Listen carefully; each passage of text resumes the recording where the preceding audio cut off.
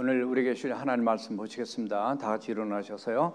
마가복음 10장 42절에서 45절까지 말씀 교독하시겠습니다. 예수께서 불러다가 이르시되 이방인의 집권자들이 그들을 임으로 주관하고 그 고관들이 그들에게 권세를 부리는 줄을 너희가 알거니와 너희 중에는 그렇지 않을지니 너희 중에 누구든지 크고자 하는 자는 너희를 섬기는 자가 되고 너희 중에 누구든지 으뜸이 되고자 하는 자는 모든 사람의 종이 되어야 하리라. 인자가 온 것은 섬김을 받으려 함이 아니라 도리어 섬기려 하고 자기 목숨을 많은 사람의 대속물로 주려 함이니라. 아멘. 다 자리에 앉으시기 바랍니다. 말씀 제목을 한번 따라서 해보시겠습니다. 섬김의 체질을 개선하라. 예, 섬김 개선 시리즈를 지금 계속 하고 있습니다. 어제 아침 8시 반에 헤이리에 IT에서 지진이 난 거 아시죠? 저희들이 3년 전에 거기에 단기 선교를 갔다 왔었고 매년 가기로 했었는데 그 다음에 그 나라 코로나 때문에 이제 못 가게 됐죠. 그래서 어제 그 이메일을 했어요. 그랬더니 마침 미국에 지금 들어와 계시더라고요. 근데 그 사역했던 그 현장은 한 100여 킬로 떨어져 있어서 그래도 안전하다 이런 말씀을 해주셨어요. 참으로 안타깝죠. 2010년도에 7.0 지진 때문에 약 20만 명 이상이 죽었어요. 가보니까 아직도 회복이 안 돼서 너무 끔찍하고 너무 이렇게 나라가 그 참 여러 나라 이렇게 다녀봤지만 그렇게 이렇게 아직 이렇게 정리가 안 된 나라는 처음 봤어요. 지금도 약 300여 명이 죽고 한 2천여 명이 지금 현재 다쳤다고만 통계 나오는데 이런 어려울 때 그 어려움 자체만 있는 게 아니라 이분들을 회복시키고 섬기기 위한 수많은 사람들의 섬김이 있습니다. 사랑이 있습니다. 기도가 있습니다. 뿐만 아니라 그 지진이 거기만 난 게 아니라 보니까 뭐 필리핀, 중국, 미국의 알래스카도 나고 전 세계 곳곳이 정말 이렇게 옛날에 모를 때는 그냥 우리 여기만 살면 신시애틀 살면 뭐 별로 큰 문제 없이 세상이 너무나 평안하고 이렇게 생각했는데 지금 매스컴통이 다 듣다 보니까 뭐 시베리아에 불난 지가 몇 달 되고 지금 한국 땅덩이보다 더 많이 불붙은 걸 어제도 보니까 전 세계가 앞으로 이 정말 이 불바다로 정말 이 미국, 캐나다, 뭐 이태리, 그리스 뭐 할 것 없이 알제리, 튀니지 할 것 없이 뭐 그냥 불바다예요. 그래서 참 자연을 통해서 또는 이런 여러 가지 재앙을 통해서 말씀하시는 하나님의 음성을 듣고 인간이 아무것도 아니라는 걸 알고 하나님 앞에 돌아야 되지 않느냐. 자연만이 아니라 늘 말씀드리는 하나님께 쓰시는 4가지 도구가 있는데 그것이 바로 이 칼, 전쟁이 지금 이 뭐죠? 아프가니스탄은 미군이 이제 철수하고 나니까 지금 탈레반이 판을 쳐서 거의 지금 그냥 다 점령한 이런 상황이 됐어요. 그래서 그동안에 미국 군인들이 가서 20년 동안 거기 가서 많이 지켜주고 이렇게 하니까 그 수고가 얼마나 컸던 것인지 이제 보여주는 거죠. 원래 열심히 수고하는 거는 그때 당시에 잘 모를 수 있어요. 고마운 걸 몰라요. 한국도 6.25 전쟁 났을 때 이렇게 회복되는 거, 그 회복현이라고 수많은 사람이 미국에서도 가고 전 세계 16개 나라 군인들 와서 죽고 한국 백성들도 450만 명 이상이 죽었어요. 살아남은 사람들은 정말 은혜지만 그런 은혜를 우리가 알아야 됩니다. 그래서 우리도 사랑의 빚진 자고 섬김의 빚진 자예요. 그래서 정말 이 수고로 인해서 우리가 살고 예수님의 수고를 통해서 우리가 구원받는 것처럼 오늘날도 우리는 수고의 빚진 자입니다. 따라서 하세요. 수고의 빚진 자다. 예, 섬김의 빚진 자야. 그래서 이 기독교는 바로 섬김의 종교입니다. 그러니까 남들이 뭐 오해하고 뭐 별소리 다 했지만 우리 근본적인 마음 안에는 하나님이 원하시는 삶을 살기 위해서 발버둥치는 종교가 바로 우리 기독교예요. 섬김의 종교, 위로는 하나님을 섬기고 땅에서는 하나님 형상대로 창조된 사람을 또 섬기는 이 종교가 바로 우리 기독교입니다. 그래서 우리가 그리스도인이 된다는 것, 또 그리스도인을 산다라고 하는 것은 바로 섬김의 삶을 사는 것이다. 물론 여러 가지 삶의 모습들이 있지만 그 중에 한 가지가 그거예요. 그래서 사람을 살리고 사람을 세우고 사람을 치유하고 사람을 존귀 여기고 사람을 이렇게 섬기는 그런 종교. 물론 먼저 하나님을 사랑하고 또 이웃을 사랑하는 그 삶은 마태복음 22장 34절에서 40절에 보면 이 두 가지 사랑의 이중 계명을 우리에게 이 말씀해 주셨어요. 가르쳐 주셨어요, 예수님이. 그 조이라고 하는 선교 단체가 있습니다. 조이가 뭐냐면 기쁘다, 뭐 그런 즐거움 그런 뜻이죠. J-O-Y, Jesus 이니셜 따서 Jesus first. 그 다음에 others second. 그 다음에 yourself는 마지막에 세 번째입니다. 그래서 결국은 이게 뭘 의미하면 신앙은 따라서 하세요. 신앙은 중심 이동이다. 우리 마음의 중심이 어디에 있냐? 옛날 예수 믿기 전 나한테 있었어요. 그러나 중심 이동이 하나님께 포커스를 두어야 됩니다. 기준을 하나님께 두게 되면 세상이 바르게 될 수 있어요. 세상의 기준이 자기한테 있고 하니까 자기 마음대로 그냥 묻지마 폭행도 하고 사람을 죽이고 그냥 별 나쁜 짓 다 하고 이러는데 하나님께 중심을 두게 되면은 그 다음에 또 다른 사람들도 소중히 여기게 돼 있어요.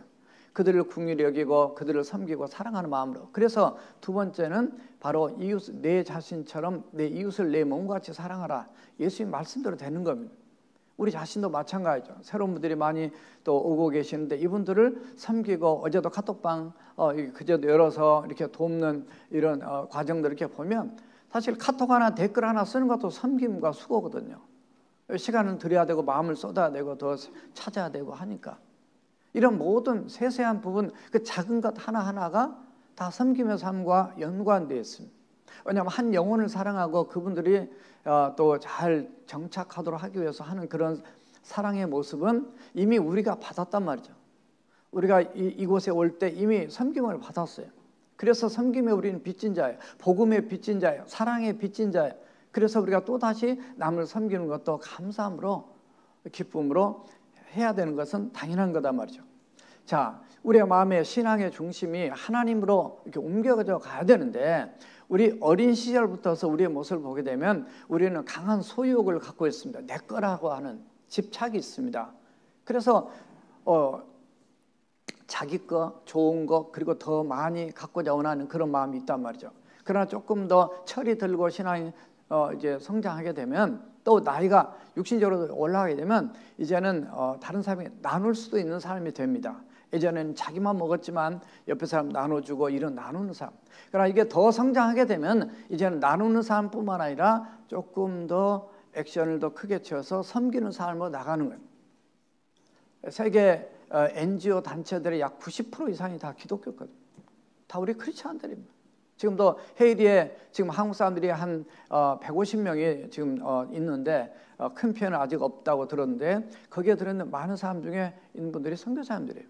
거기서 사업하는 분도 물론 있겠지만은 많은 선교사님들. 3년 전에 헤이리에 단기 선교 갔을 때 공항에서 저희들이 돌아오는 길에 공항에 이렇게 기다리는 그 큰 그 룸에서 거의 한 140-150명 앉았던 것 같아요. 거기서 우리 유스들이 목사님 찬양하면 안 되냐? 좋다고 그래서 거기서 영어로 찬양 기타를 치고 찬양을 했어요. 역사 일에 그런 건 처음일 거야 아마. 우리 어른들이랑 같이 영어로 찬양했던 감격스러운 일이 있어요. 그때 많은 사람들이 미국 사람이 일어나서 함께 찬양하고 함께 손을 들고 막 하는 때 너무 감격스러웠어요.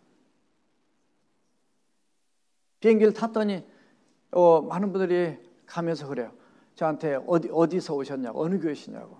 그래서 저도 물어봤어요. 어느 교회에서 오셨냐고. 미국 각지에서 오셨어요. 거기 갓점불에 90% 이상이 전부 다 크리스찬들이었어요. 그 나라를 선교하기 위해서. 우리가 갈 때도 만났어요. 갈 때도 많은 이 분들이 함께 내려갔는데 가서 만나보니까 전부 다 선교팀들이에요.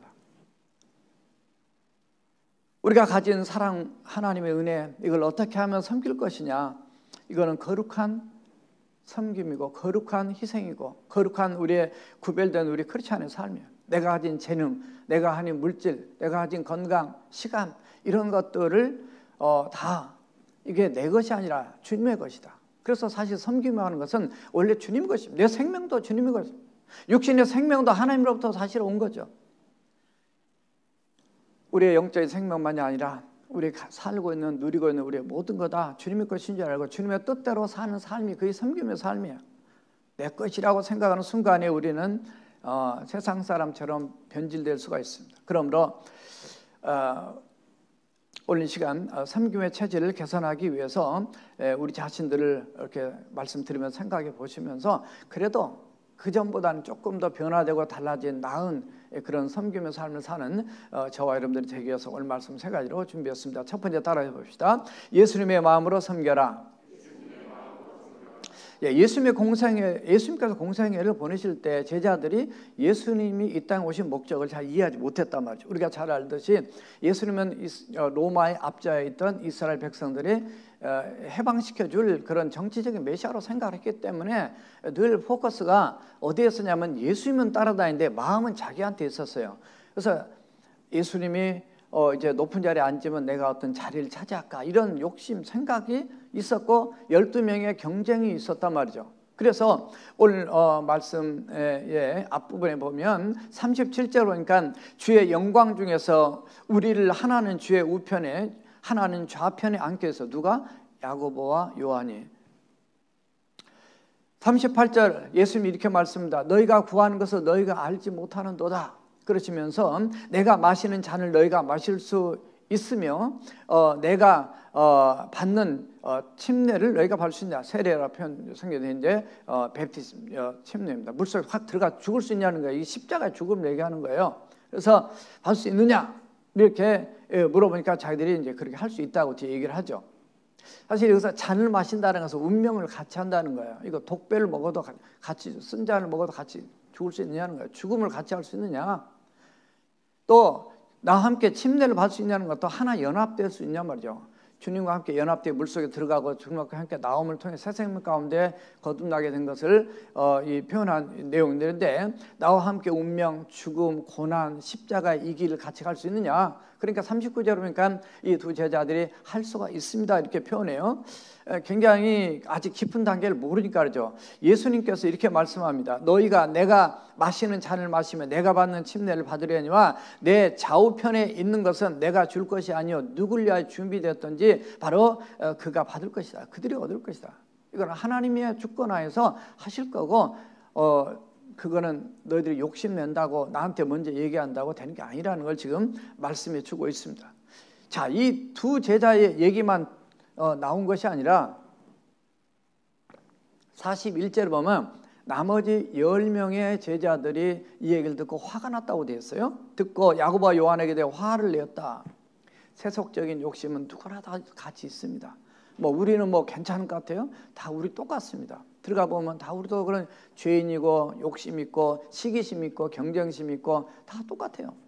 그러나 조금 더 신앙이 우리가 더 하나님 쪽으로 포커스를 더 두고 바로 살면은 이제 더 나을 수도 있지만은 어떻든 언제든지 변질될 수 있는 연약함이 있는 게 우리 자신이에요. 그렇기 때문에 우리의 마음 안에 예수님의 마음을 가지고 있어야 한다는 첫 번째 제목을 잡은 이유가 거기에 있어요. 자, 42절에 보니까 예수님께서 제자들을 불러다가 가르치십니다. 이방인의 집권자들이 그들을 임으로 주관하고 이방 세상 사람들의 권력자들은 자기들 마음대로 사람들을 부려먹고 명령하고 이렇게 하지 않냐 이런 말이에요. 그 고관들이 높은 자리에 있는 사람들이 그들에게 사람들에게 권세를 부린 줄 너희가 알지 않느냐. 그러면서 지금 현재 너의 모습이 뭐냐면요. 제자들 나를 따라다니는 내 제자들이 지금 그들과 너희들 지금 똑같지 않냐 이런 얘기입니다. 남을 섬기보다는 남에게 섬김을 받기를 원하는 그들의 마음을 주님께서 가르치시면서 그들의 마음이 개선되기를 원하시는 교훈을 이제 계속 던져주고 계십니다. 세상의 집권자들은 다 섬김만 받으려고 한단 말이죠. 예수님은 다르다는 것을 예수님 따라다니면서 앞으로도 계속 배우게 될 거예요. 특별히 이 헬라 사람들은 섬김을 받기 위해서 태어났다라고 생각을 했다는 거예요. 그래서 내가 높은 자리에 올라가서 사람들을 마음대로 부려먹고 마음대로 이렇게 명령하고 이렇게 사는 것 자체가 인생의 성공이라고 생각을 했다는 거죠. 때로 이게 히랍 사람만이 아니라 그리스 사람만이 아니라 오늘날 우리도 마찬가지였습니다. 많은 세속적인 관점에서 보면 교회나 나오니까 이런 말씀 듣는 거지, 사실 세상에서는 너는 높은 자리 되고 그냥 돈 잘 벌고 그냥 사람들한테 인기 있고 뭐 존경받고 뭐 이런 가르침이 사실 팽배하잖아요. 때로 우리 크리스찬들도 우리 자신들도 그런 모습을 보일 때가 있잖아요. 그러나 예수님의 가르침은 그러지 않았어요. 그런 말을 많이 들었죠. 공부해서 남주냐, 공부해서 남주냐, 그러니까 너를 위해서 공부해라, 이런 어렸을 때 많이 사람들이 들었어요. 그러나 우리 크리스찬은 공부해서 남주자. 따라서 하세요. 공부해서 남주자. 한 번 더 할까요? 돈 벌어서 남주자. 별로 기분 안 좋을 수 있어요. 돈 벌었는데 나 쓰기도 지금 아까운데 무슨 남주냐 할지 모르지만 제가 새벽에 그런 말씀 드렸어요. 한국에서 제가 신학교 다닐 때 교수님 중에 저보다 한 20년 30년 먼저 신학을 하시고 한국 초창기에 공부 이렇게 하셨던 분들이 다 가난했죠. 그때 그분들에게 미국에서 학비를 보내주신 분들이 계셨어요. 그러니까 학비가 많지는 않지만 한 100불 남짓, 그때 당시는 큰 돈이죠. 이렇게 보내주신 분들이 계셔서 그분들이 그 학비를 이렇게 미국에서 지원받고 공부를 했단 말이에요. 근데 이분들 중에 이제 미국으로 유학을 가서 공부 마치고 한국 가서 교수가 되신 이제 목사님들이 또 계세요. 이제 그분들의 간증을 들어보면서 굉장히 감동이 뭐였냐면, 미국이니까 잘 살고 부자고 이렇게만 생각을 했는데, 미국 가서 자기에게 장학금을 줬던 그분들을 만나보고 충격받았다는 거죠.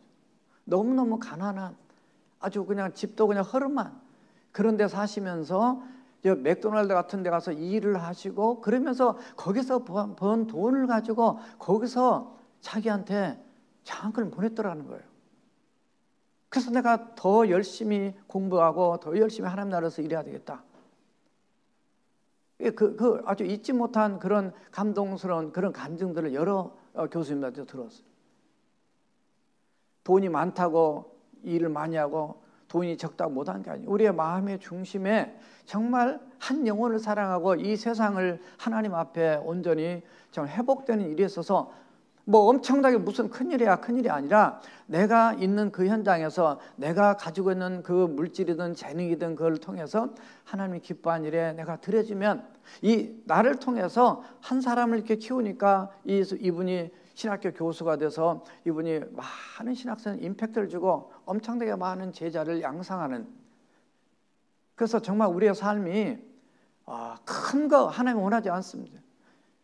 믿음이 크면 또 가진 게 많으면 더 드리면 당연히 좋은 것이고, 또 없으면 없는 대로 그 중심이 하나님이 기뻐하고 원하는 대로 여러분들이 물질만 아니라 시간도 그렇고 재능도 그렇고요, 다 하나님 앞에 헌신한 그 모습이 우리 주님이 기뻐 받으시는 귀한 모습인 줄로 믿습니다. 그래서 정말로 이 세상에서는 최고가 돼서 군림하고 남에게 섬김을 받는 데 포커스가 있지만은 우리는 남을 섬기기 위한 것이다 말이죠. 이게 바로 주님이 원하시는 것이고 이게 주님의 마음이다. 빌립보서 2장 5절에 너희 안에 이 마음을 품으라 곧 그리스도 예수의 마음이다. 그래서 섬김의 자세에 대해서 빌립보서 2장 2절에 4절에 보니까 이런 말씀이 있어요. 마음을 같이하여, 이 마음을 같이 한다는 얘기는 그리스도의 마음을 똑같이 가지라는 얘기입니다.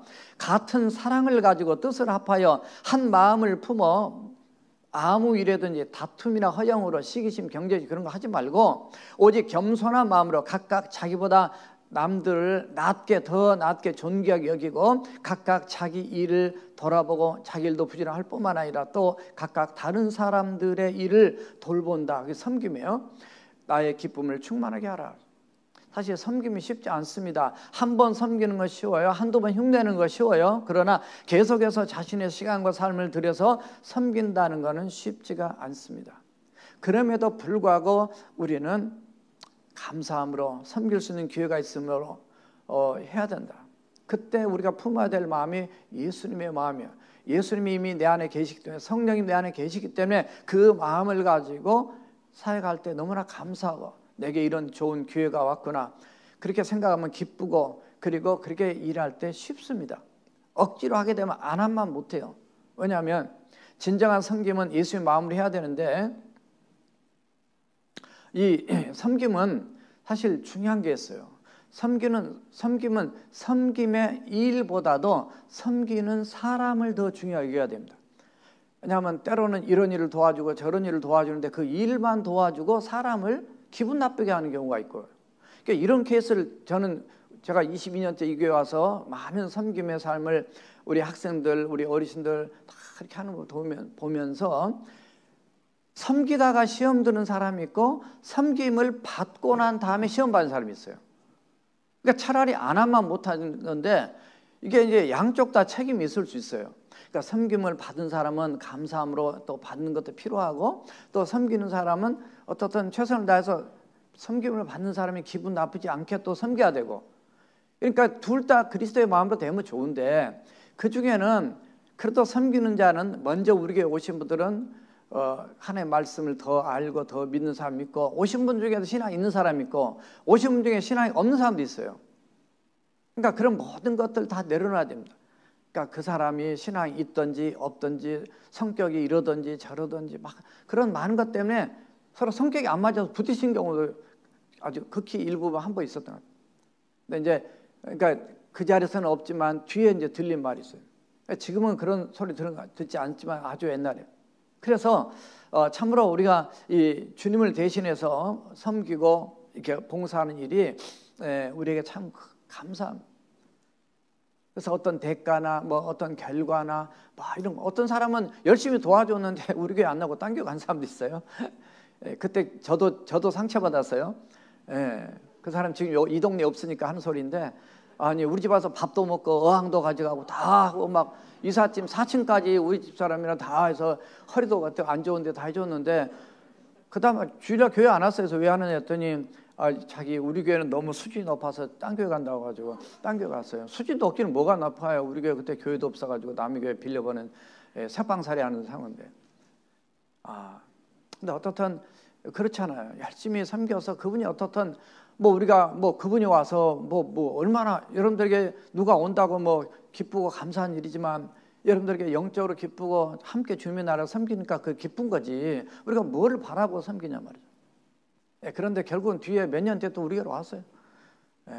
그래서 왔다가 또 1년 만에 또 애들만 놓고 또 갔다가, 그 다음에 다시 또 이제 도시 떠날 때 와가지고 미안하다 그러면서 갔어요. 그래서 별 희한한 사람들도 다 있어요.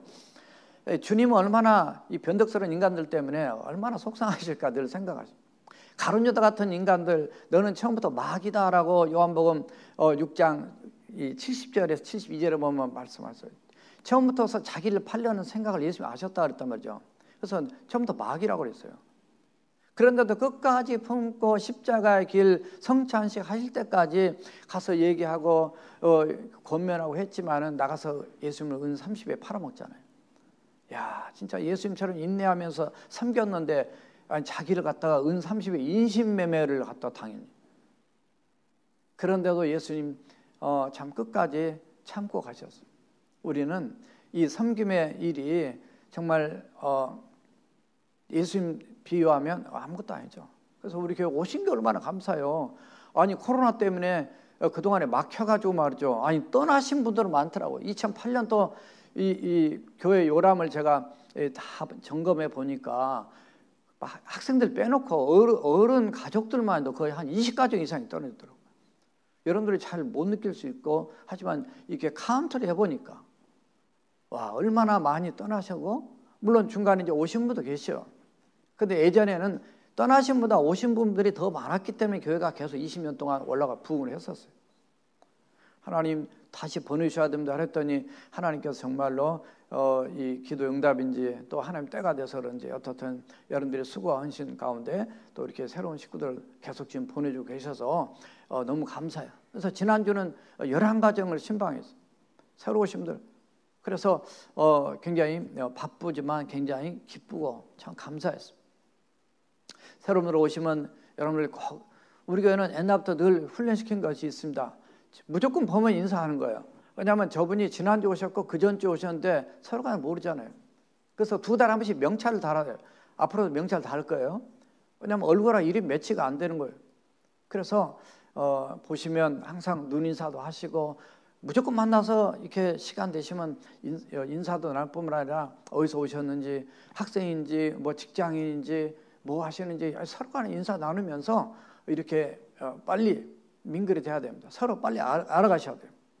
환영하시고 도움 주시고 필요하면 안내하시고 어떻게 친절과 관심을 주셔서 우리 교회 오면 사랑이 넘치는 교회, 위로와 격려와 참으로 존귀함을 주는 그런 교회가 되도록 인격적으로 참 잘 대해 주십시오. 왜냐하면 그도 상대방도 주님이 사랑하신 영혼이기 때문에 하나님이 나만 사랑하시는 게 아니라 그분도 사랑하십니다. 그래서 우리가 예수님의 마음 따라서 하세요. 예수님의 마음으로 섬기자. 두 번째 따라 합시다. 섬김은 제자됨의 표식이다. 오늘 43절과 44절 우리 함께 다 같이 합독하시겠습니다. 시작. 너희 중에는 그렇지 않을지니 너희 중에 누구든지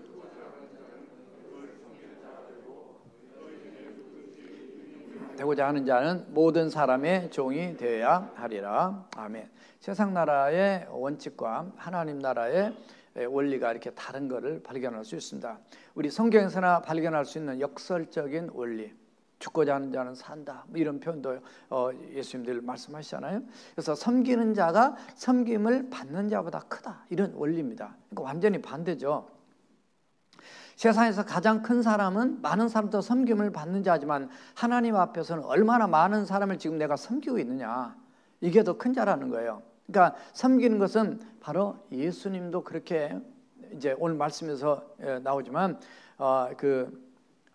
그런 삶을 사셨고 예수님을 따라다니는 제자들도 예수님을 닮아서 예수님의 제자됨의 바로 표식이 바로 그런 거다는 걸 오늘 말씀하고 있습니다.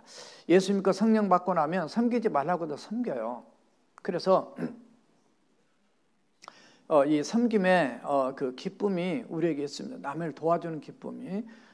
우리 교회 PPP 론을 이렇게 이제 우리가 구제 선교로 사용하기로 해가지고 지금 구제 그 위원회에서 이렇게 해서 어려운 아프신 뭐 아주 정말 너무 힘든 가난한 교회 뭐 이런데 선교지 이렇게 지금 돕고 있어요. 뒤에 이제 다 이제 연말감 알려드리겠지만 어떻든 우리 장로님들이 우리가 섬길 수 있어서 얼마나 감사합니까? 우리 교인들이 또 우리 재직들이 장로님들이 전부 다 마음을 모아주셔서 얼마나 그 힘든데 먹고 살 게 없는데 이 도움가 좋습니까? 어떤 분 어떤 선교사님은 엊그제 이 연락이 왔어요. 물론 그 전에도 도움을 드린 적이 있었는데 사모님이 이렇게 터키에서 사역하시다가 이렇게 암이 걸렸었어요. 두 군데 암이 걸렸어요. 이번에 또 오셔서 담낭 쓸개를 또 떼어내셨던. 둘째 딸이 열방대학에서 지금 훈련받고 사역자로 훈련받고 있는데 또 가슴에 또 암이 아닌가 지금 해가지고 큰 혹이 있어서 지금 선종을 떼어내는 수술하고 지금 조직금 들어갔다고. 그래서 기도해 달라고 연락이 왔어요. 그랬더니 그 소식을 듣고 어떤 분이 또 거기다 이렇게 또 구제 선교를 하겠다고. 참 감사하죠. 그러니까 교회 예산과 상관없이 또 하겠다는. 어떤 분 전화 와서 목사님 선교사님 또 소개해 주세요. 제가 선교 헌금을 또 하고 싶습니다. 그래서 교회로 누구한테 이렇게 하시라고. 그래서 두 사람을 소개달려서 지금 또 그렇게. 그러니까 이게 섬김이 막 엄청 큰 것이 아니어도 어떻든 그 마음이 중심. 하나님 보실 때 얼마나 기뻐하실까.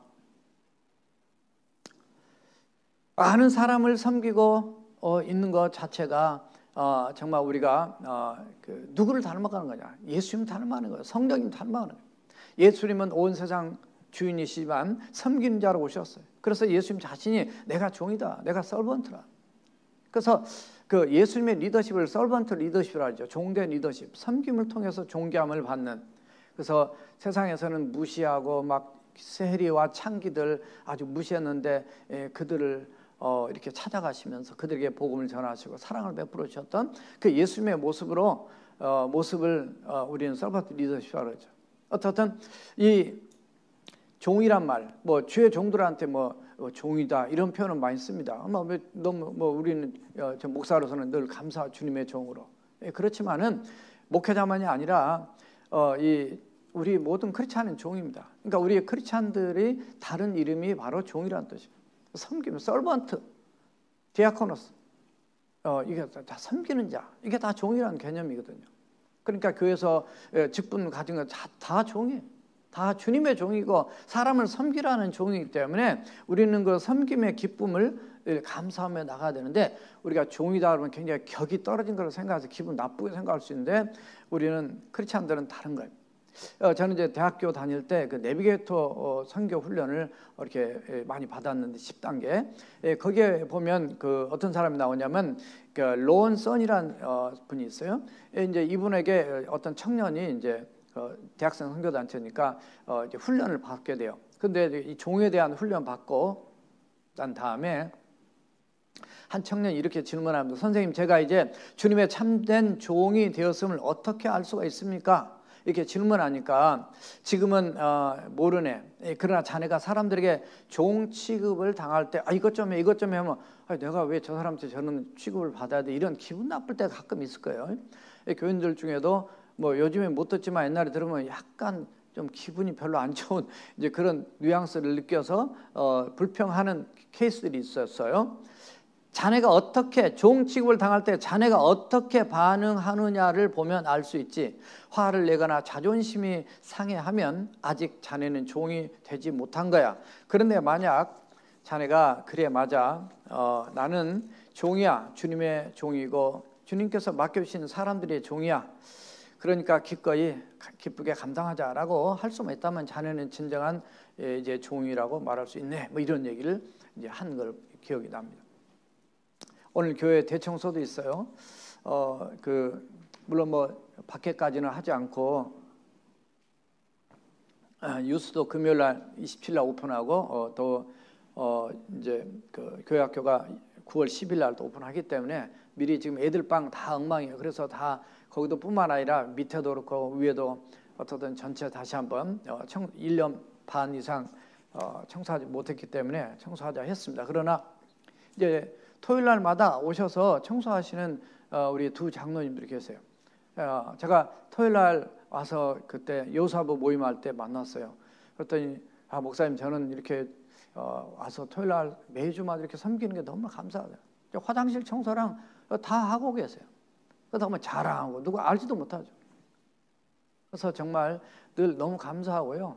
정말 주님을 섬긴다는 것이요, 그냥 우리가 이렇게 그 방송실도 마찬가지예요. 지금 방송실 글씨가 너무 작다고 그래서 제가 말씀드렸더니 이게 유튜브로 나가면서 이게 글씨 좀 키우면 이게 커져버려 가지고 이게 안 맞답니다. 그래서 어쩔 수 없이 요 정도. 그래서 만약에 글씨가 잘 안 보이시면 앞자리로 앉으시래요.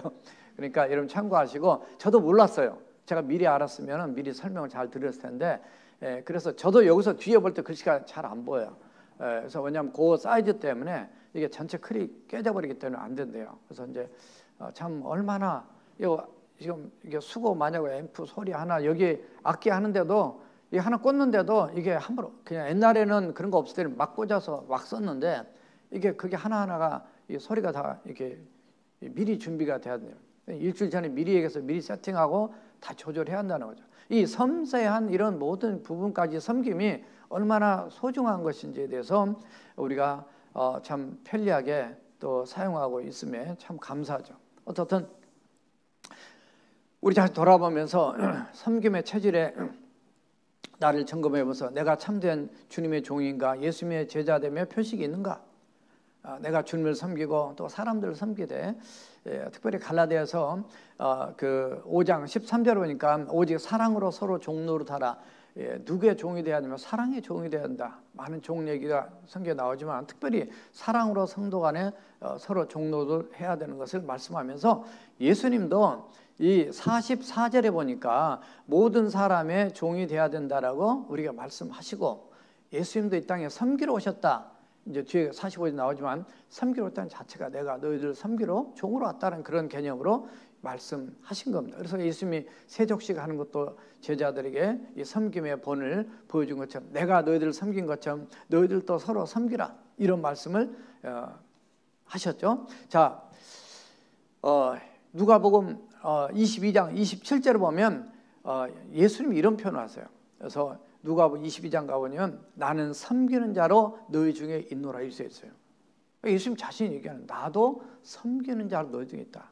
그래서 정말 이 섬김이 예수님의 모습이고 또 예수님을 따라가는 우리 주님의 제자된 저와 여러분들의 모습이 돼야 된다는 거죠. 자, 세 번째 따라합시다. 섬김엔 반드시 결과가 있다.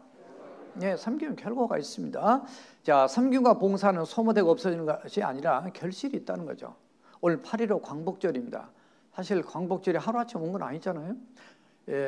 얼마나 독립운동하느라고 고생 많이 해서 얼마나 많은 사람이 죽었습니다. 얼마나 많이 우리 민족의 고통을 당했습니다. 그거 생각하면 정말 화가 날 때도 많죠. 그러나 정말 깊은 하나님의 섭리와 어떤 역사를 얘기하면 끝도 없는 것이고 하나님께서 그 역사에 주심을 어떻든 8.15 광복절이 온 그 결실을 우리 민족이 누리게 된 거죠. 45절에 보니까 인자가 온 것은 섬김을 받으려 함이 아니라 도리어 섬기려 하고 자기 목숨이란 뭐냐면 내 목숨을 많은 사람의 대속물로 주려 합니다. 이렇게 됐어요. 랜섬, 몸값을 얘기하는 거.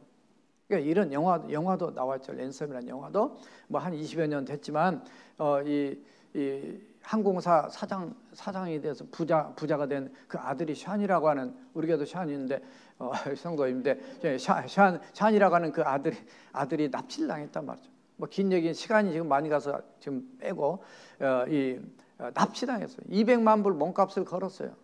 그래서 이 납치범들이 FBI에서 이렇게 수사 요원들이 막 이렇게 잡으려고 했는데 걔들도 영화니까 아주 머리가 계속 돌아가야만이 영화가 길어지잖아요. 그래서 실패하고 그다음 400만 불로 올리고 그래서 결국 뒤에 이제 잡게 되는데 그때 그 제목이 뭐냐면 랜섬이에요. 몸값이에요.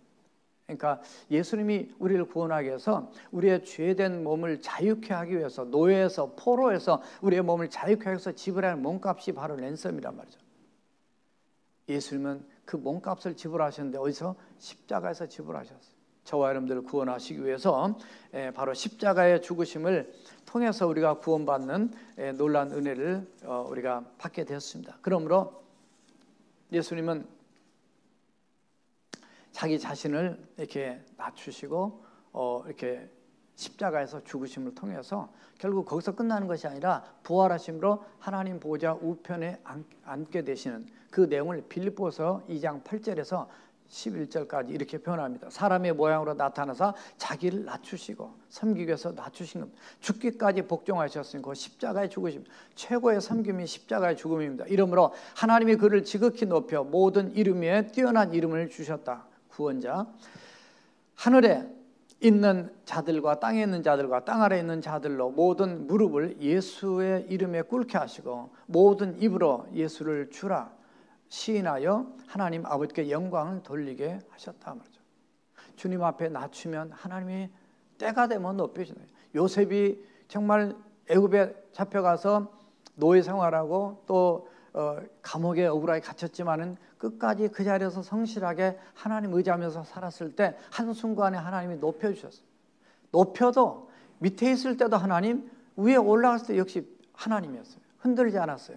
하나님을 섬기는 우선적으로 하나님을 똑바로 섬기는 그 신앙이 바로 돼 있었기 때문에 결국은 그 가뭄 들고 어려웠던 전 세계를 그때 당시 이렇게 통치하면서 그들을 살릴 수 있는 도구로 하나님이 쓰였어요.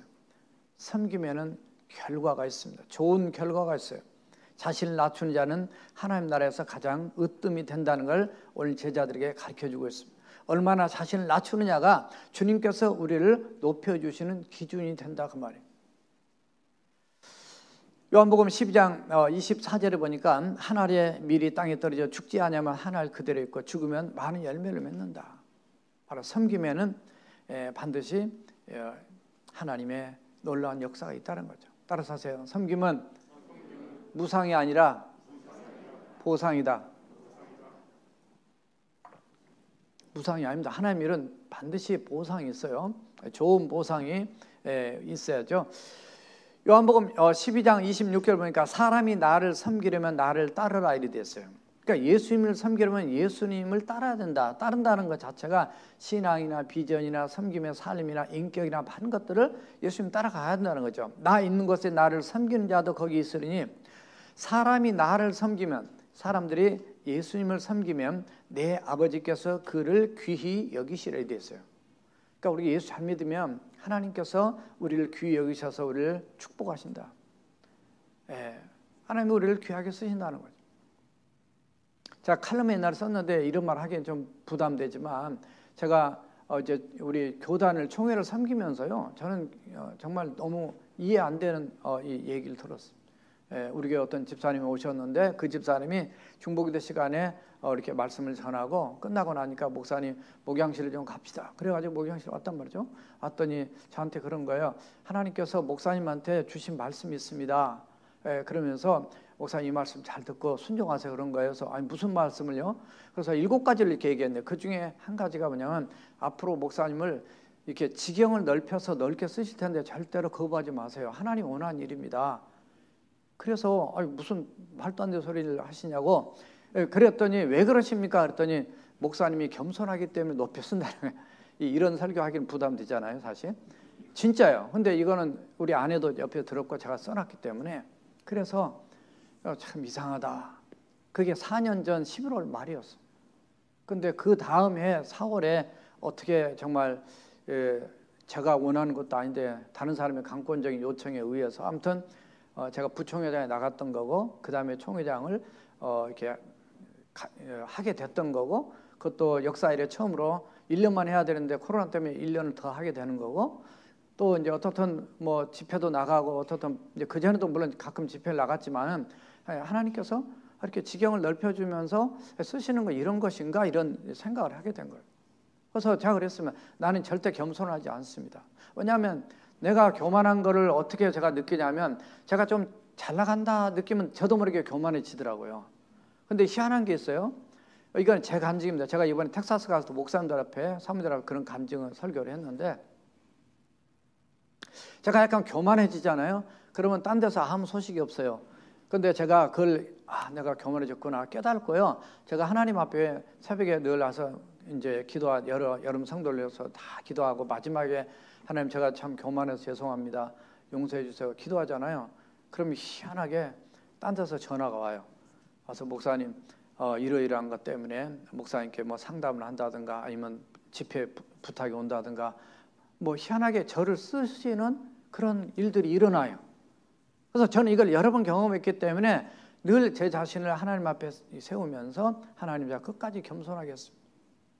목회 만족하게 끝날 때까지 정말 겸손해요. 저는 그거를 오늘 말씀 이걸 하면서 제가 제 감정을 안 할 수 없는 게, 저뿐만 아니라 우리 교회 모든 사람이 그러지 않은 거죠. 우리 교회 장로님들, 권사님들, 집사님들, 또 우리 교사들 막 그냥 뭐 좀 하면은 막 그냥 교만해가지고 막 옳다고 주장하고 막 다 필요하죠. 그러나 끝까지 우리는 정말 주님 앞에 겸손하게 함께 섬겨가면 얼마나 여러분 고생 많습니까? 함께 섬겨가는 아름다운 성령 공동체, 사랑 공동체, 예수 공동체로 우리가 주님 앞에 신실하게 마지막까지 쓰임받는 그런 우리 능력교회가 되기 위해서 제가 간증을 드는 겁니다. 따라서 하세요. 내 아버지께서 그를 귀히 여기시리라. 하나님은 먼저 우리를 섬기신 분이에요. 우리가 섬길 때 하나님은 반드시 거둡니다. 새로 오신 우리 신입생들 또는 새교우들, 또 신입생 환영회도 이제 9월 3일 날 또 있게 되는데요. 왜 하나님께서 저분을 우리 교회에 보내주셨을까? 따라서 하세요. 내가 섬기라고. 나도 섬김이 비친 자. 그래서 정말 주님이 나를 부르신 데는 구원만의 문제가 아니고, 구원은 이미 받은 거고, 구원받은 우리가 정말 하나님이 기뻐하고 원하신 대로 섬김의 삶으로 또 주 앞에 귀하게 드려지는